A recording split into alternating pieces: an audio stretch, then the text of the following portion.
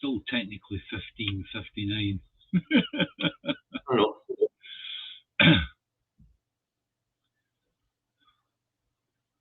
These are amazing. I'm glad I got them. I really am. Hi, Chris. How you doing?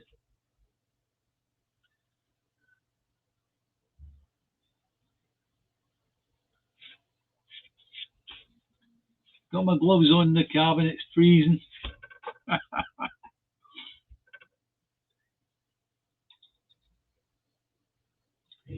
Looks like the Tories were behind the leak to the press. Aye. But we'll get There's Mad Monk on. Aye. Good afternoon to you. Yes. That's my brother, your man. I know it. Get the Facebook crew up. Gary Forbes, Ian Middleton, Eddie Wolfie, Graham Dunlop. I was talking to Eddie yesterday, I think it was. Yeah? Or was it small? I can't remember. No, it was some point last night before I went to my bed. What were you saying? Are you prepared to meet that conversation?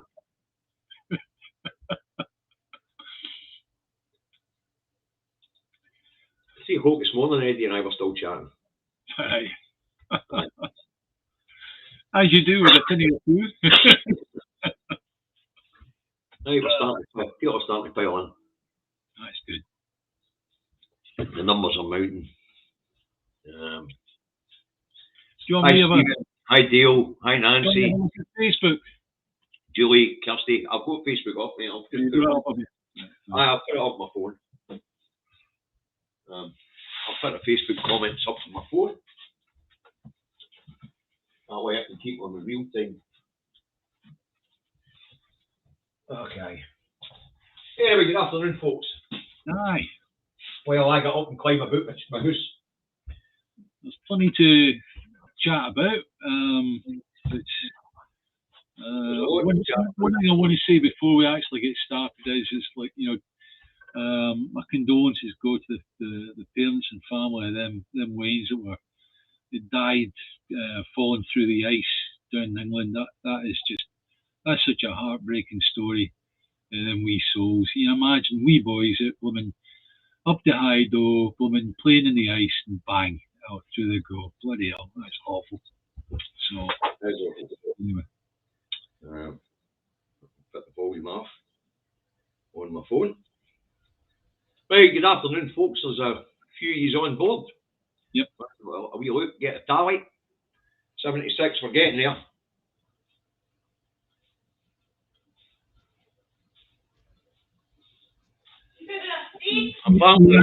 Apparently, the money for the referendum has been reallocated for fuel poverty. Yep. Anyway, folks. We asked Gary Forbes there. He said, "Have you been on?" No, Davies taking a wee break from doing his Indie Truck Davy thing at the moment. He'll be doing still the two Davies, but also he'll be doing his Christmas Day show that he always does. We're back next Tuesday. Start my normal run again. I just need to take That's your choice. Right? You like to understand, folks, there's a lot going on in the international community right now after the Supreme Court judgment. There's an awful lot unhappy people out there in the international community looking at Westminster right now. But we'll get to that. I want to start off on the GMB union, Labour's lapdog here in Scotland. Bouncy Boys, union. Yeah. Richard Leonard. So, Unite and Alliance, I can't remember what the one's called. Anyway, the two big trade unions have accepted the Scottish government's pay offer. The Royal College of Nurses will ballot their members next week. Yeah. But the GMB have just flat refused it. And my own wife is a nurse, and her take on it was it's really, really good because it gives the biggest chunk of money to the lasses or lads at the bottom of the pile, and it gets less and less and less as they go up through the grades. But that's fair because when you get up to maybe grade 7 or whatever, you're on a pretty good wage. So really, it's a proportional increase that they're getting, and this thing that David mentioned about GMB knocking it back, that's just quite frankly ridiculous. And they're not even putting it to the members. That's beyond ridiculous. So that means they will be forced to go to their members. They will be. Yeah, well, in the meantime, just the Chartered Trade Union, Richard Leonard's wife runs that trade union. Yeah. Basically, I've said no. Yeah. No. But there's only 8,000 GMB members working in the Scottish NHS. Yeah. Which is it's a fraction of the workforce. A fraction. I know. I appreciate that. But okay, let's say the GMB acted on their own and said, right, we're going in strike. Who are they going to take out? Well, their members, of course, porters and kitchen staff and things like that. The people that actually keep the hospitals going. The people on the lowest wages. The GMB have always been the union that the people with the lowest wages. Look what they did to the women in Glasgow. Yeah, correct. Glasgow City Council ended up with a £5 billion bill that they can't afford. Yeah. They've put the city in hawk for years, the GMB and Labour. Yeah. They've had to, they're actually mortgaging off things like the Kelvin Grove galleries and things like that to raise money. Yeah. You know, I respect your knowledge of unions, right? If somebody's in the GMB right now and they disagree with what's going on, what can they do? Join the Sorry? Join a different trade union. There's plenty of them.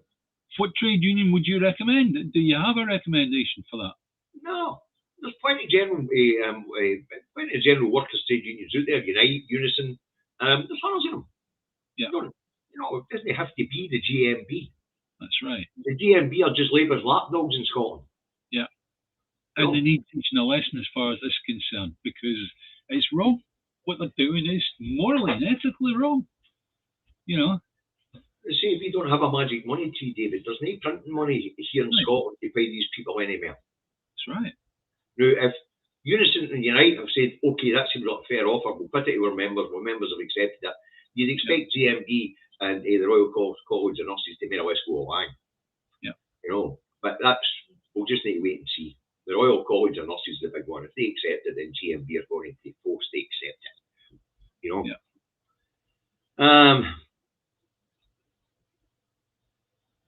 But so that the GMB is causing a bit of trouble. They did it all with the local councils and that, but you know, the Scottish Government and the local councils stepped up to the plate and put the GMB in their place.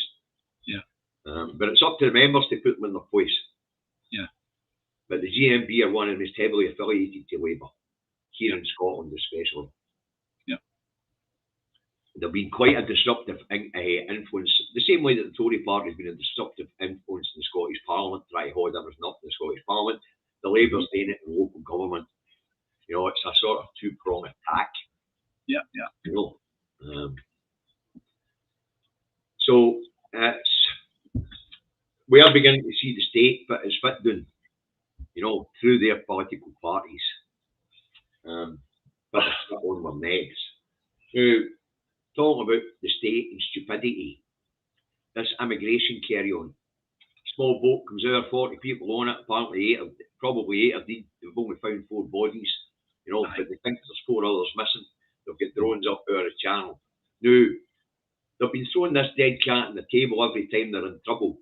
Immigration, immigration, immigration. Rishi Sunak's actually talking about breaking international law and breaking the UK's commitment and to the UN Charter on the rights of to seek asylum, the rights of the refugee. But what we're actually seeing down that road when they're shouting immigration, immigration, immigration, this wee boat tipping hour was timely for Sunak. Because it's a case of look the other way. You know, that's what this immigration thing's all about. Look the other way. You know. What they're trying to do is they're trying to say, look, it's dangerous for these people. We've got to help them by stopping them from coming here. That's the sort of angle you're getting coming back, right? the way they're going about it, they're going to stop this. In fact, the way they're going about it deliberately forces people onto small boats, David. There is no legal routes for these people to get into the UK. None. And all the schemes that were put out, and it's supposed to be out there to give people ways in. The one in Iraq hasn't brought anybody in. The one in Afghanistan hasn't brought anyone. The only one that's worked is the Ukrainian one. And how best are they right? We've got a ship with 5,800 people on it. Yeah, according to my wife. 5,800, I think it is. So, and she's actually been she's been shortlisted for a job on that whilst I'm here.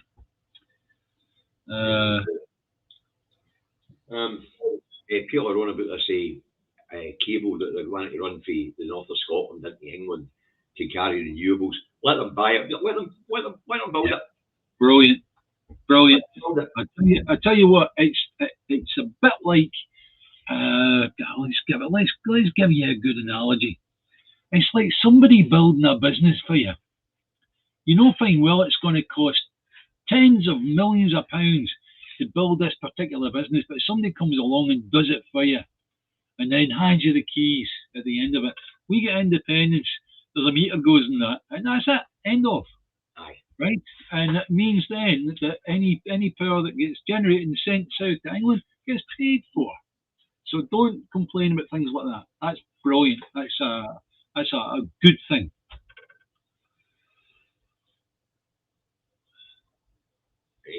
Dodger says he sees Ukrainians every day staying in that big ship in the docks. We put them somewhere, mate. Can't have them on the street. Aye, that's right. And if you have a look at what they did with asylum seekers during the pandemic, that led to tragedy, and it will lead to tragedy again because they've got them in hotels and they've basically got them in there like prisons. Yeah. You know, I mean, it can be as fancy as you like. Well, generally travel lodge isn't that fancy anyway, but it can be as fancy as you like. It's still a prison. Yeah. You know? So any place that somebody puts you and they don't give you the key to get out, that's a prison. So there will probably be more problems, like we had in Glasgow with the stabbing in your hotel during the pandemic when the local asylum seekers took them out of their homes and battered them into hotels. Yeah. So, but as I say, the immigration thing, it's another deep cap, and it's just dog whistles to the far right, and it's really, really worrying. As I say, that small boat thing was timely. But what's really worrying is the fact that they're talking about breaking international law, but introducing a law to make it illegal for people to come across the channel. Which, of course, penal employment is already illegal to come without papers, but it's not if you're going to claim asylum. Well, I remember back in the 80s, you had a large influx of Turkish people who went to Germany. David, you might be aware of that. Yeah, there was an awful lot of Turkish folk that moved to Germany. Am I right? Yes, there was. And you know, Turkey's not part of the EU. It was just that they decided they were economic migrants. That's what they were. Straightforward, you know. And we ourselves, we had the Wiedersehen-Pet, which was the TV program at the time that was economic migrants moving across there for work. And yet, when the same happens in reverse, when Poles come across here, all of a sudden they're taking our jobs. What were the Germans? The Germans would have been saying the same, surely. You know. Aye. So. Margaret's saying could we not put the homeless into hotels over the winter? We should. Yeah, we should. Absolutely. Yes. There's no doubt about it. Open any building that is not being used and get people in there, make it habitable for them. It doesn't take that much time to do so. Most of the big empty buildings in and about Glasgow, they have got institutional heating systems that could be switched on. And it could actually, an office, an empty office, which there are at the moment, right, could actually take hundreds, perhaps thousands of people. But anyway. Anyway, changes to the budget's coming in and all as we're speaking. obviously we'll go over the budget on Sunday, because this budget statement's just been given the new. Yeah. So we're on air, we don't have a chance to go through it, so we can't really give you much on the budget at the moment. What we do know is that the highest two tax rates are going up. Yeah. Highest three bands, 41 pence a pound, 45 pence a pound, 46 pence a pound, all going up a penny. You haven't given the point at which you start to pay that upper rate. I'll give you that the new. All right, as we all know, the actual rate you start paying tax is set by the UK government, and you start paying tax on earnings over 12,570. The starter rate in Scotland is 19%. That's between 12,571 to 14,732. The Scottish basic tax rate is 20%. That won't change either, I don't think. And that is a 14,733 to 25,688. The intermediate rate, as they call it, band 3, is at 21%. The higher rates at 41% and top rates at 46%. So they're changing respectively to a 40. I think it's a changing to 22% the intermediate rate, 42% the higher rate, and 47% on the top rate. That's the 5 bands. What's the break points? What's the 100 and what thousand? What we talking? It'll be dropping from it's dropping from 100,000 to 125,000, same as it's done at Westminster. Yeah, dropping from 150 down to 125. Is that right? Am I right? Yeah. Aye, for the 45% rate in England, so it'd be 47 pence the pound if I wants to get over 125,000 here. Okay. That does give these people the argument, we pay the most tax, right? When you look at the actual personal tax side of it. But also you've got to look at the point of where you actually pay tax on. You only pay tax when you go over the threshold by the amount that you go over. So let's say the threshold was 125,000 and you get paid 130,000 as a wage. That means that you'd pay that top rate on £5,000, not on the full 125, right? So it is important for each and every single one of you to realise that, in case you end up in a conversation with somebody that says to you, I hate the SNP, I hate all this because we pay the most tax. You also want to remind them what you get free of charge by living in Scotland, right? But we're still to see the rest of this budget come down to us. It was mooted that there was going to be a cuts on the NHS. Well, he's given the budget statement now, David. So as I say, we'll go over it in a wee bit more detail on Sunday. Yeah. What we do know is that lands and transition tax and income tax rates are changing. We know that because of the leak. Yeah. And it looks very much like the Tories were the ones that did the leak, and they're the ones that's kicking up a fuss in the Parliament. Right? But as I say, with our own immigration, we tend to wander a wee bit. Isn't that a bit of an oxymoron, being a Scottish Tory? No, it's just a moron. You can take your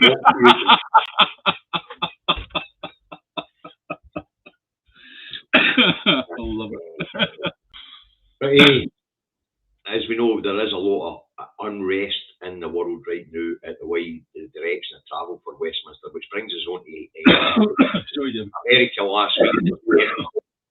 It was quite funny. America last week, the day after the EU says to the UK, okay, then let's talk about the NI protocols again. The Yanks threw on the table what it is they want to get a trade deal with the United Kingdom. So it's out there on diplomatic circles, and it's been spoke about. One of the interesting things about it is that their first demand in getting a trade deal with the Americans is that they implement the NI protocols as agreed by Boris Johnson. But they're not going to do that. But there's a lot of things in there that they're just not going to do. I mean, there's having to take their banking regulations for the US as well was in there.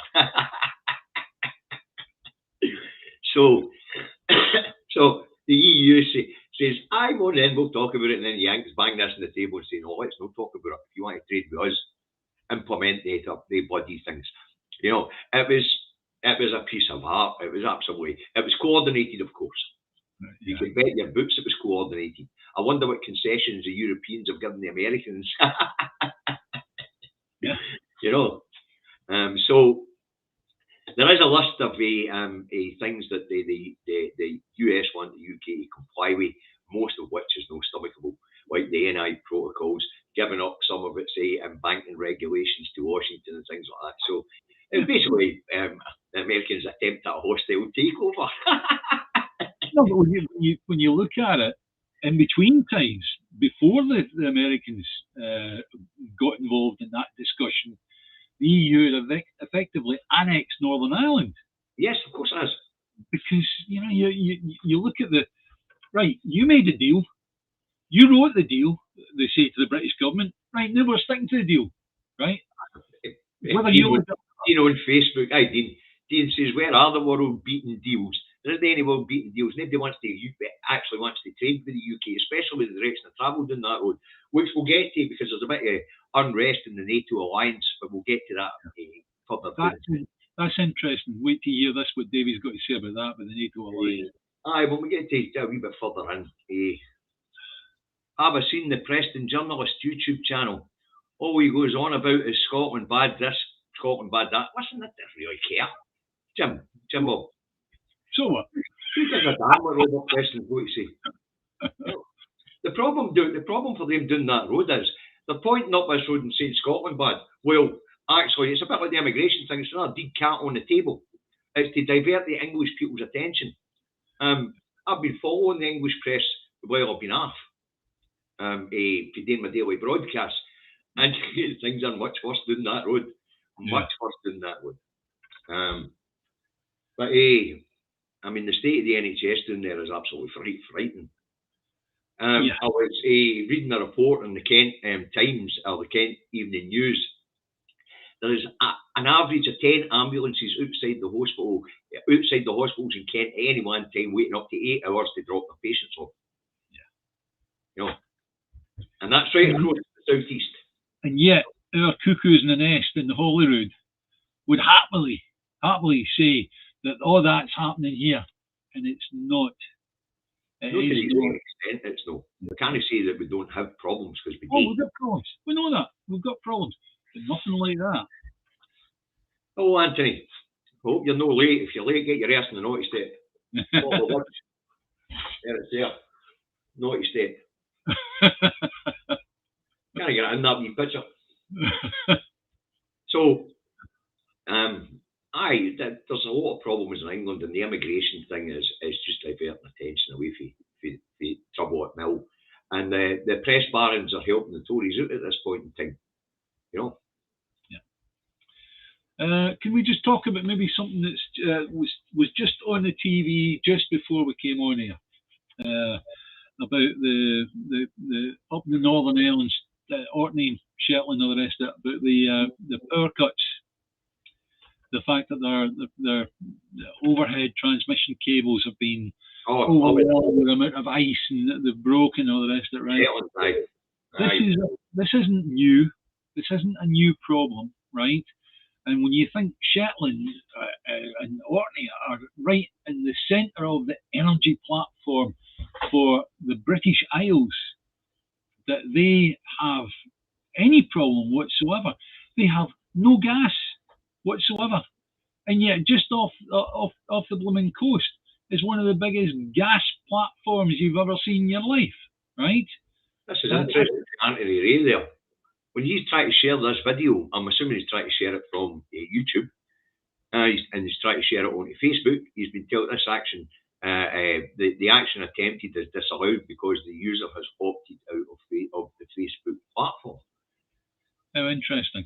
That is interesting because we're live on Facebook as we speak. You know, so there you go. Anthony, I'll just answer that one from Anthony Ray. He says, I don't understand why they don't stick the cables underground. It's down to expense. Expense. Aye, you know. The problem is when you live up in that neck of the woods, heating isn't nice to have. It's life or death. Can you imagine living in a house where all you've got is electric and you don't have electric for days and days and days? What are you going to do? You're going to build a bonfire in the living room? No, so. Hey, Ian Nichols is apparently called at home. I'm sorry to hear that, Ian. He's saying you must be freezing in that shed, David. This is my latest purchase. I've got myself electrically heated gloves, and that's because my illness, where the nerves in my fingers don't work properly to tell my brain to get more blood flowing around about the fingers. So these I charge up, and they do me for the duration of this broadcast. So I apologise if you maybe don't like my gloves, but I need them. Well, I mean, Anthony has got a fair point there. How many times do they fix them? So fixing the power lines makes it more expensive. Anthony, absolutely. But the unfortunate thing is all of these systems and all the rest of it are run by bloody accountants who know the cost of everything but the value of nothing. Yeah. So you would just look at a situation like that and you go, how many times have we had to repair that bit of wire that's hanging on them two poles? Why don't we bury it underground and I'm done with it, right? And that would be the way. But they don't think that way. Okay. They'll look at the cheapest way to actually deal with the repair at that time. That's it. Aye. False economy in the long run, of course, but yeah, of course it is. It would take an actual government decision for that to change, right? And I would hope that if we become an independent country and that the government in Hollywood is getting to say about it, right, let's get it done. Let's find the money and make it happen. Aye. But it's something that needs to really. They have to look at some of these remote places and say, is pylons a good idea? No, they're not a good idea. There's places where pylons works fine, and there's places where it just won't work. Yes. But Ali Watson's got a good point. Scottish government's no money to do it. It's up to the power companies to do it, and the national grid, which is privately owned. Yeah. So they're in charge of updating the structures and updating the infrastructure. They're not spending any money. This is something you've got to take on board, guys. Is that the change to being an independent country allows us to get a new way of thinking about Scotland. And it becomes down to infrastructure. Infrastructure is what drives every big country, right? Every country in the world. If you've got a good infrastructure, you can bring money in from that, right? And because you make it easy for people to do business and all the rest of it, right? So, and even infrastructure, just like electricity, and be able to feed electricity to different parts of the country quickly and easily, means that you can set up industrial sites very, very quickly and easily, right? Because the biggest part of any industrial site is the infrastructure coming into it. Anyway. Aye, as I say, independence is the way you go when it comes to this stuff, because at this point in time we don't have the devolved powers to deal with this sort of thing. Plus the fact, it's like winning the lottery. You win the lottery, what do? Say you just won £1 million, what do? Go and buy a house. Well, you haven't spent any. No, you've still got the house. Changed one asset for another one. Yeah, But so, that is infrastructure. It's like winning the lottery and then building infrastructure. Have you spent anything? No, you haven't. You've got the infrastructure. That's what Angus was talking about. He was talking about building tunnels and things like that, as opposed to more ferries and more harbours.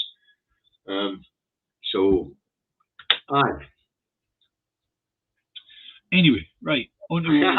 Here's a good question, Fiona. If the pension goes up over 12,500, will we be liable to pay the tax? More than bloody likely. Yes, you will. Yes. No point kidding on about it. You may well. it used to be. I'm not going to bring on any personal stuff here, but it used to be that your pension was counted as like savings, and you got your pension. You're allowed to draw down so much as a lump sum, and that was allowable. Nowadays, it's like they're just counting the whole bloody lot as taxable income, which I think is wrong. I think it's just wrong. If you've saved up a pot to feed you in your old age, I think you've paid tax on that. You paid tax on it umpteen different ways. Anyway, good question. Aye. So, how far anyway? Right. So let's take a wee quick a wee bounce to NATO and the unease in the NATO alliance. This will open your eyes. Now, folks, I don't know if you're aware of this, but NATO and the wider international community, when it comes to strategic situations, they're not interested in Little England. And Little England are doing their best to get NATO alliance to try and to step in and try and discourage Scottish independence. And the Supreme Court judgment just made a good few of Scotland's friends in the Nordic countries and in France very, very uncomfortable with the UK and very unhappy with the UK. And NATO's faced with a big problem here because it's just taken on two members in the Baltics. It's taken on Finland, and it's just taken in Sweden. And they particularly are no, as you know, our cousins in the Nordic bloc are not quite happy with the way that Scotland's been treated. And there's a bit of unease in the NATO alliance after the Supreme Court judgment. And the reason for that is, folks, is because Little England is desperate to hold on to Scotland because Scotland's one of the gatekeepers to the North West Passage, which is opening up, as you know, strategically very important. If the Russians want to take a fleet into the Atlantic to get a grip ahead to go and play war games with the Americans or rather go to war with the Americans, then they've got to bypass Scotland. You've got to understand there are big global changes happening due to climate change. Some of the routes that were iced up, going up and across past Newfoundland or the rest of it, right, the Northwest Passage they call it, right? That is now wide open, and that creates a geopolitical problem that all this feeds into. It becomes an area where if perhaps one country was going to attack another, it would use that route because it's easy to get large ships into that area, right? So you've got to look at the global warming is actually changing the global stance of certain countries. And I would imagine that would go for the south, the Antarctic as well, because there's parts of the Antarctic which I know it's on rock, but there'll be areas of it which are not iced anymore, and it creates a route that ships can get through. All well and good for trade and transport. Jerry Forbes here is saying Scotland can still join NATO. That's the point. England's trying to put pressure on NATO countries to say that Scotland wouldn't be allowed to join the alliance. England is terrified of Scotland becoming independent because that would be their last stance on the international stage because they would be politically of no importance whatsoever. At this point in time, because of Scotland and its access to the North Atlantic and, of course, the Northwest Passage, makes Scotland strategically very, very important to NATO. Yeah. And Scotland will probably join when becoming independent, but England are absolutely terrified because they know their position on the planet geopolitically, where that would be the end of them. Yeah. Because England is of no strategic importance whatsoever to the NATO alliance. Yeah. The only thing I can see as being like held up from joining NATO is the fact that we want rid of Fastlane. Well, we wouldn't want rid of Fastlane, we want rid of the nukes and the subs. Something like that. Mr. Rees made a good point. They're worried about Russian subs pulling the transatlantic cables for communication. That's part of it, yeah. It really is. And of course, access to those cables would be via the Northwest Passage. That's how they would get their subs down. But the thing about navies and the way things are going, submarines, ships, waste of time. Yeah. Underwater drones now. You know what I mean? Drones, definitely. Absolutely. Absolute waste of time, waste of money. Navies are almost bloody obsolete now because of technological advances. The one sub that none of them can deal with, believe it or not, is owned by Norway, and it's used in all the war games as being the stuff to try and find. And they've got a proper stealth sub. You know, yeah.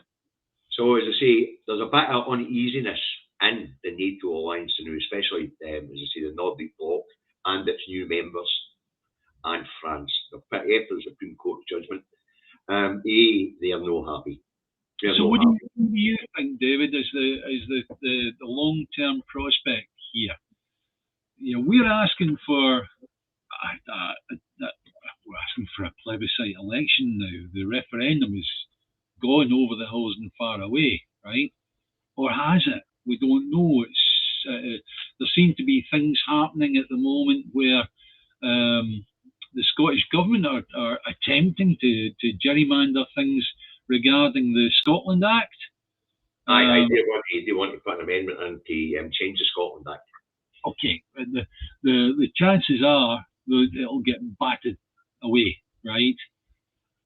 But still in all, do you feel that this additional external pressure will be enough? Let's put it this way.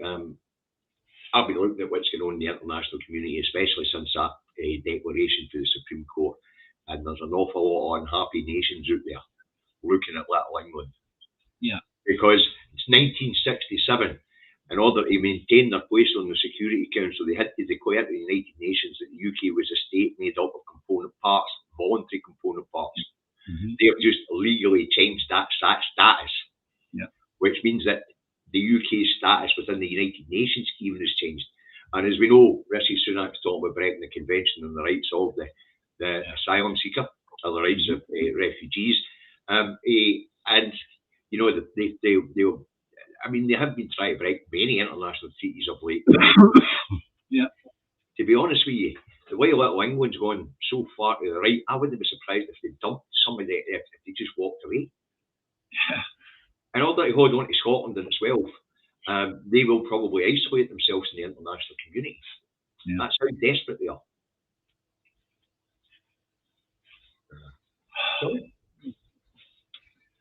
Very interesting. So there's an awful lot in diplomatic circles flying about right now that little England is no pleasing the rest of the world. You know, you know, to use the tinkling of glass. When the pictures fell off the wall, Sarah's just dealing with it. Oh dear, right. Okay. So there's an awful lot going on in the international community right now, and they're no happy.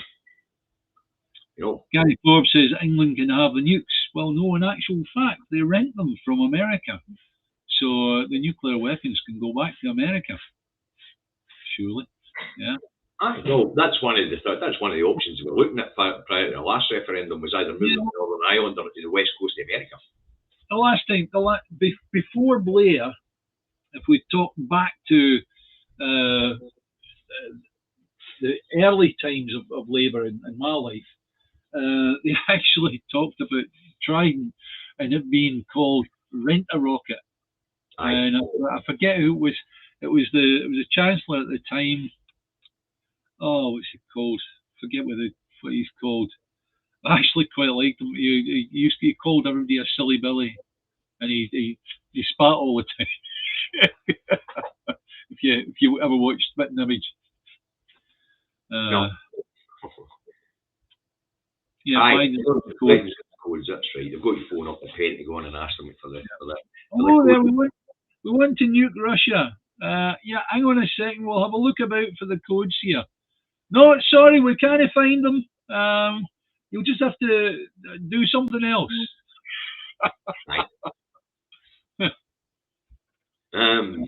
But didn't Maggie Thatcher want to nuke Argentina? I couldn't tell you. I think that was a story that came out well after. Aye. Thing, right? But it seemed like she had wanted the codes so she could actually threaten Argentina with nuclear annihilation. Hattersley, that's who you were talking about. Hattersley. And the Americans went, no, Dennis Healy, that's the name of the guy. Dennis Healy was a. We've got a nice row of them here. We've got Norman Lamont, Michael Heston, Healy. Get on your bike for a job, right? Okay, no, it was Dennis Healy. Aye.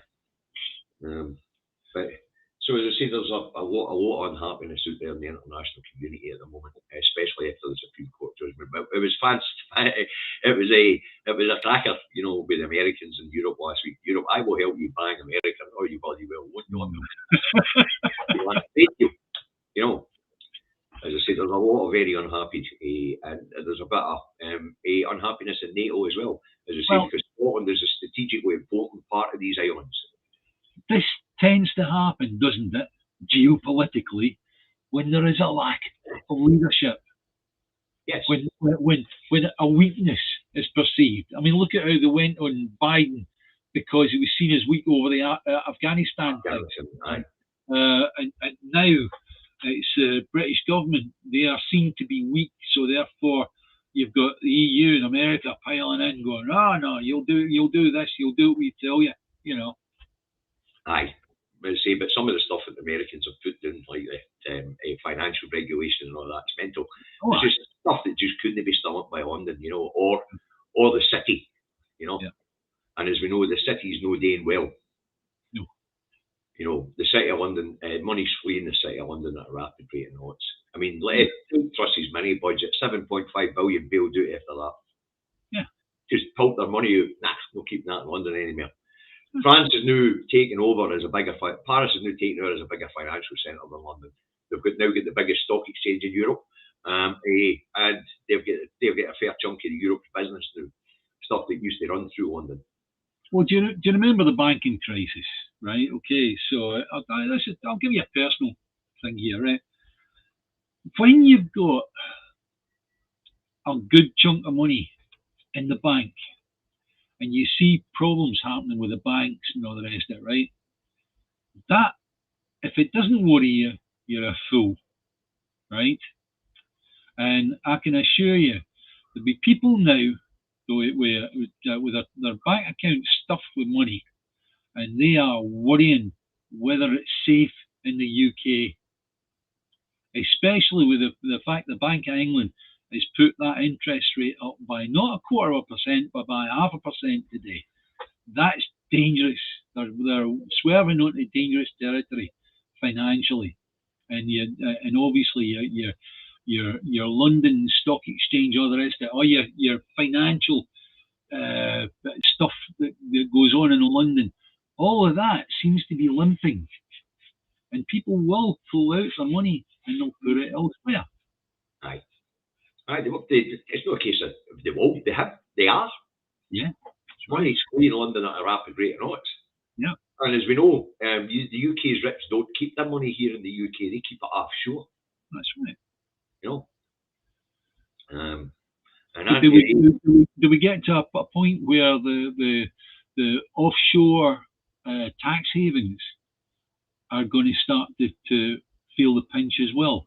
Is there any point that you get to where, because they are a dependency, a UK or a British dependency, that they become affected by it? Do you see any of that happening, David? And I'm asking you specifically here, and picking your brain, as it were. Do you see the money that's in these tax havens coming under threat? Yeah. No. It's supposed to be something like £6.5 trillion. Am I right? I've been held in tax havens. Between the American elite and the UK elite. Yeah. And of course the Russian oligarchs. Mustn't forget the Russian oligarchs were given 3 weeks' notice to get their money out of London. Yes, that's right. We don't want to bother you guys, but we're figuring on doing this X, Y, Z. So it'd be a good idea if you went down to the bank and had a word with them about moving your account to somewhere else.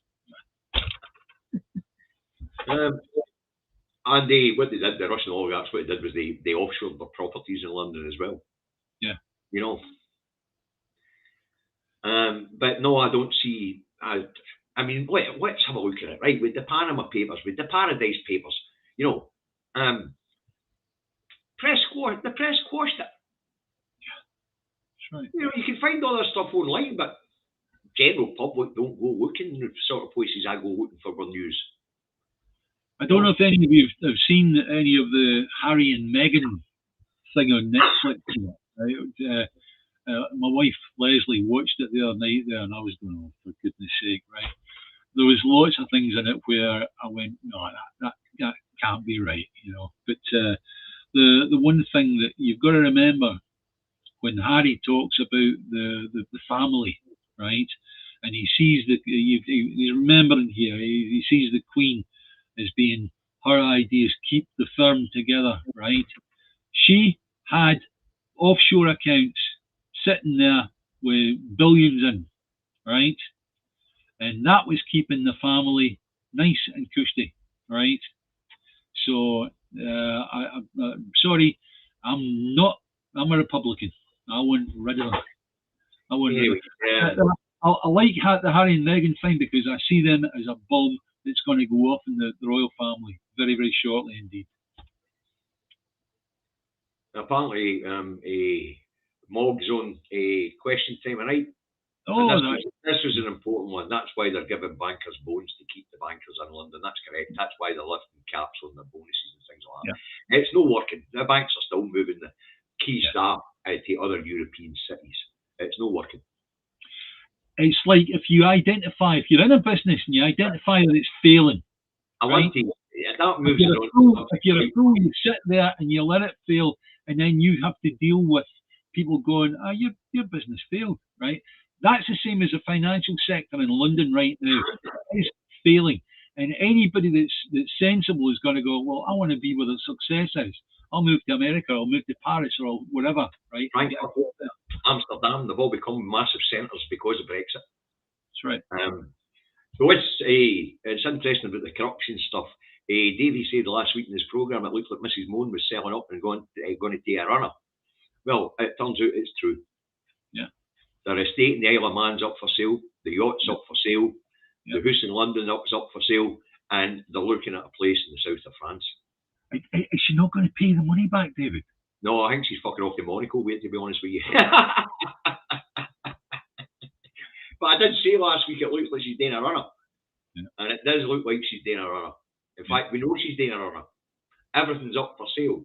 They're off skate. The difficulty is when you're in that kind of position, it's how fast can you sell it? How low have you got to drop the price of something to sell it quickly?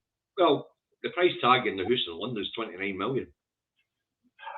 20 million, sorry. Price tag on the yacht's 9, so there's the 29 she stole. You know, I don't know what they'll get for the estate in the Isle of Man.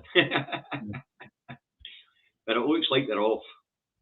Gary Forbes says, I have a question. How do we get back the oil money as the oil companies have contracts with England after independence? We will have to pay them off. No, we don't. We're just calling the licenses. That's right. We just remember you just say the licenses that were issued for Westminster. They're around the table.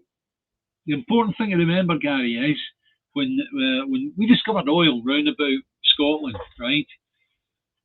The plots weren't sold to the oil companies; they were licensed to them. Whoever did that had their brain intact, right? And by licensing them, you effectively kept a bit of string on them.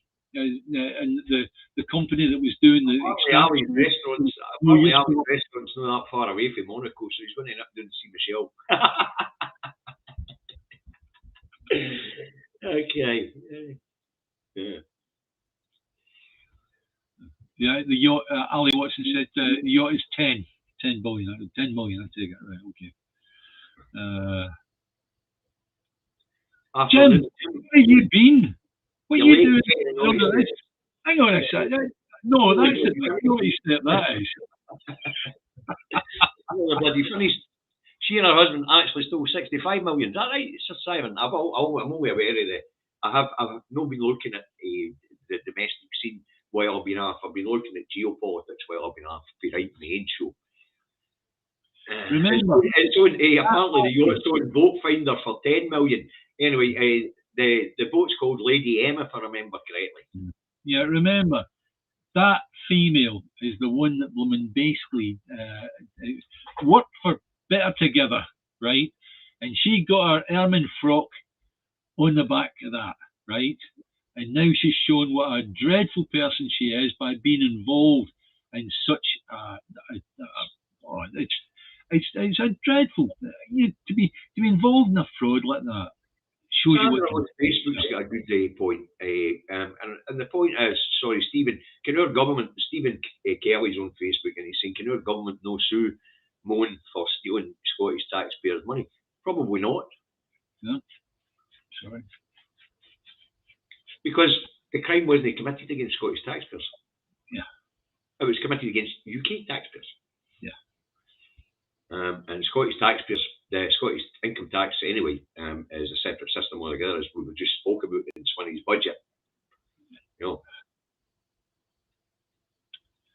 know. Unfortunately, I see what Paul Dixon's saying. I watched the international chat show yesterday with Sarah from Salvo, and she said that Westminster has stolen our oil and resources, breaking the Act of Union. Well, no, in actual fact, the Act, I would look at that, and I like Sarah. Don't get me wrong, I do like Sarah. But there's also something wrong with that.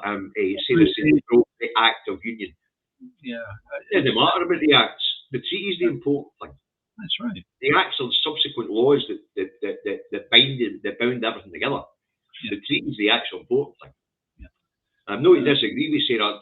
Say many irons in the fire as we can have, if you like. But as I say, the treaty and the Acts are different. And I think they're two different things. The treaty and the I've got a copy there. You know that. Yeah. You know. And we had Jenny on explaining this, did we know?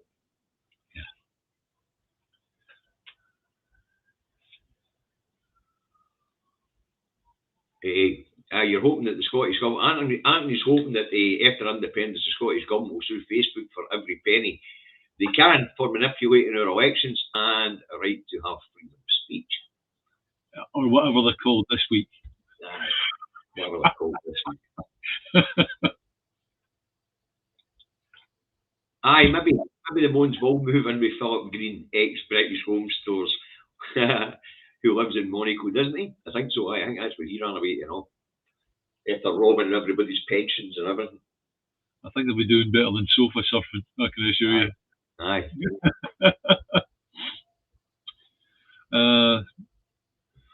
Right, well, look, guys, it's now 16:52. We've done 52 minutes on our programme, right? Unless you come on with something chunky that you want us to get into, I would say basically we're nearing the end of the show. We've covered what we want to cover. Stephen Kelly said he bets Ruthie Tank Commanders at it and all. No, I think Ruthie's making more money out of consultancy than which we do stealing. Yeah. You know.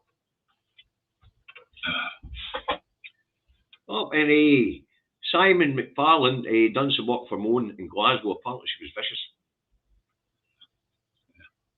You know. Some of them they turn into tyrants. Can I say,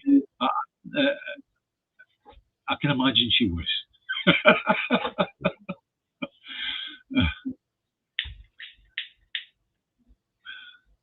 People forgot about Log making a killing on the back of Brexit.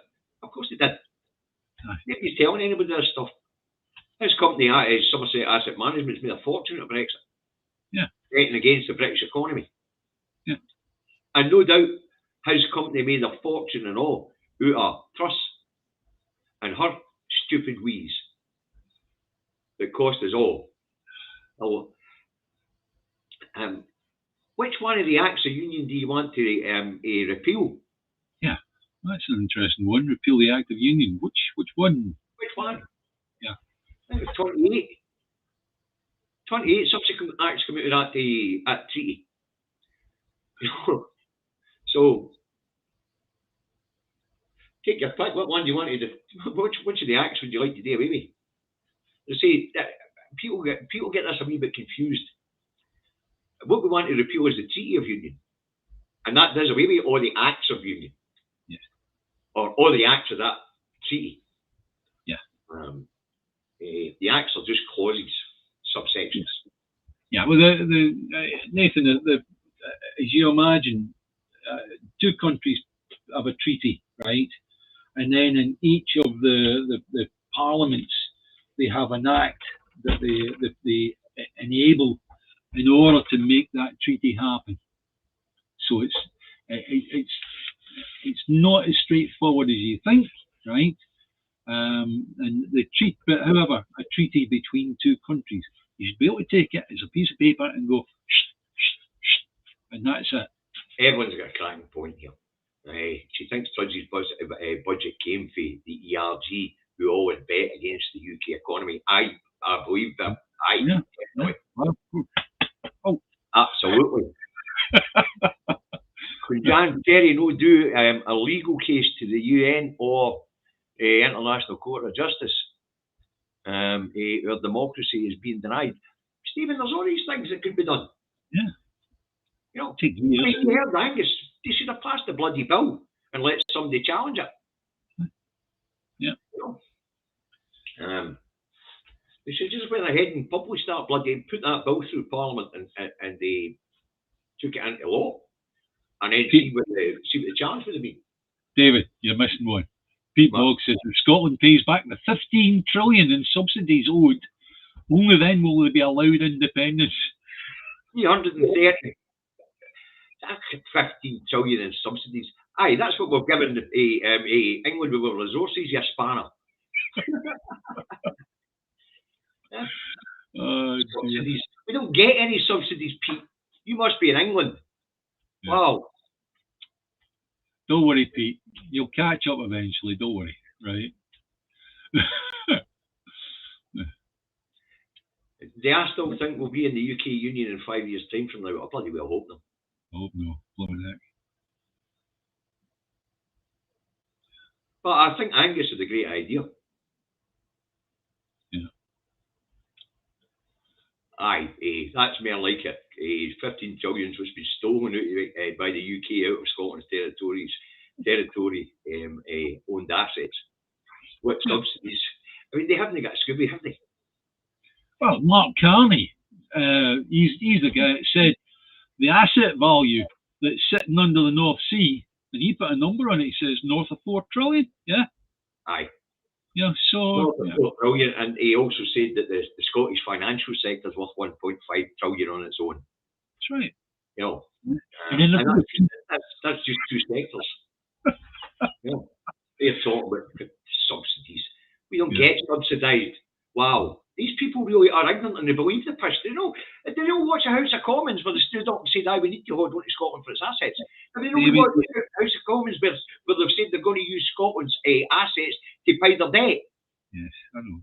Wow. David, forgive anybody automatically that comes on and says that, because if they're saying that, either A, they're a troll just trying to say something that's a wee bit woman on the edge, or B, they don't know and they're believing what they read in the Mail or the Express or the Mirror or the Times, or worst of all, the Telegraph. You know. Yes, so. Yes, Nathan, it is nearly 1.5 trillion. In fact, Scottish Widows and Aberdeen Asset Management are the third biggest asset management group in the planet. Behind what's the American one? What do you call it? BlackRock, and I can't remember the other one. BlackRock, is it? Blue Rock. BlackRock, I think it is. But anyway, Aberdeen Asset Management and the Scottish Widows got together and they became the third biggest asset management company on the planet. They manage huge amounts of money. Yeah. And Evelyn's watched an article called Blue Gold. Very interesting. It's our water. Absolutely. There is nothing. There's you imagine we've got two real jewels regarding potential businesses for these outside influences. Scottish NHS, that's the definite, right? Scottish Water. See if you can get Scottish Water. My goodness. And then sell that to the planet. Bloody hell. you're talking like a business that's worth trillions. Potable water in the future is going to become the must-have thing for any country. Aye. Right, folks, well, we hope you found that interesting and informative again. As I say, but there's an awful lot going on in the international community right now, especially after that Supreme Court judgment. Because, as I say, in 1967, the UK's place in the United Nations was under threat. And the UK had to tell the United Nations that it was a state made up of component parts who were all voluntary members of a union. Mm-hmm. That changed 2 weeks ago. Yes. UN are no happy. Some NATO members are no happy. There's an awful lot of international pressure out there. And as I say, the Nordic bloc, who are all members of NATO now, are definitely no happy. And that's creating a lot of problems for little England and Westminster. As I say, we've just had the twin-prong attack for America and Europe at the same time. So, an awful lot going on to keep an eye on, folks. Yeah, just one thing I'm going to say before we go. Things next week. Yeah, well, just one thing I'm going to say before we go here, right? You know, it's the past few days, it's got very, very cold, all the rest of it, right? Please keep a lookout for your neighbours, especially the older ones, right? Or young lasses with kids or whatever, they maybe are on their own, because they could be suffering. They could be suffering in silence and you don't know anything about it. And we don't want any disasters here. No. So, you know, it's just keep an eye on people around about you, all right? Yeah, if you got a wee bit warm, share it, all right? And folks, our community centre started opening up during the day as a warm bank. Yeah. You know? But as I say, guys, there's an awful lot going on internationally at the moment. Keep your eyes on it because there's an awful lot going on.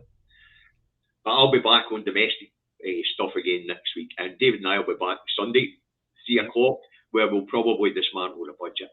What do you reckon? I think so. Aye. The budget is then, folks. All right, you know what the subject is for Sunday. We'll have a look and see what Mr. Swinney's had today to plug the black hole because Westminster won't adjust Scottish, Welsh or Northern Irish budgets for inflation. Yeah. Okay. Now, as you know, guys, I start work at 6. It's just after 5 just now. So if you're on YouTube, press the like button, subscribe button, press the bell notification button. You'll get notified when we're coming on. If you're on Facebook and you intend to share this, please share it across your social media platforms. But if you intend to share it on Facebook, give me 2 minutes to the end of the broadcast and I change the settings to public. David, just before we go, Nathan said, get Richard Murphy on. Do you want me to try? Do you want to make an effort to see if I can contact Richard Murphy? I'd love to get that guy on. Guy's fascinating. Yeah. We'll see what we can do. Interview Nicola. I don't think to be honest with you, I don't want to interview Nicola at the moment. I don't want to be in that position. I wouldn't want to put her in any position that I wouldn't want to be putting myself at the moment. Right. I think she's got a big puzzle that she's got to work out at the moment. Let her get on with. But Richard Murphy, yeah, he's good. Let's get him on. We can get Richard Murphy, right? Now listen, guys, as I say, I start working 57 minutes. I need to get myself ready. So that just leaves us one thing left today. Hi, Davey. Bye, Davey. Bye, audience.